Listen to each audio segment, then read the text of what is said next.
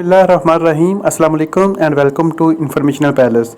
दोस्तों, आज की इस वीडियो में आपको बताने वाला हूं कि तमाम कंपनीज की तरफ से जो टैक्सेस काटे गए थे वो आपको वापस किए जा रहे हैं। दोस्तों, हुकूमत पाकिस्तान ने तमाम कंपनी से जितने भी टैक्सेस जो थे वो आपके नेटवर्क से काटे गए थे, आपकी सिम से काटे गए थे, आपको वापस किए जा रहे हैं। दोस्तों, अगर आप भी तमाम कंपनीज़ की सिम्स यूज़ कर रहे हैं, जैज़ की या किसी और कंपनीज़ की, तो आप भी अपना बैलेंस चेक कीजिएगा, आपको भी बैलेंस वापस आ चुका है।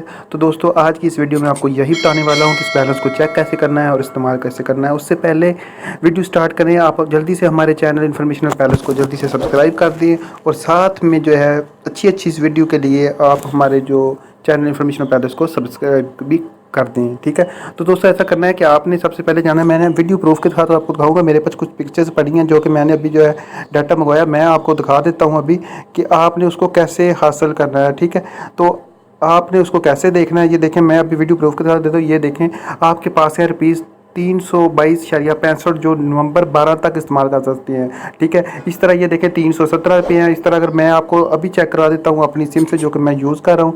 ठीक है, ये देखें, आपने चेक कैसे करना है, *360# और उसके बाद आपने प्रेस कर देना है। ये देखें, अभी जो है ये देखें आपके पास है ₹59.75।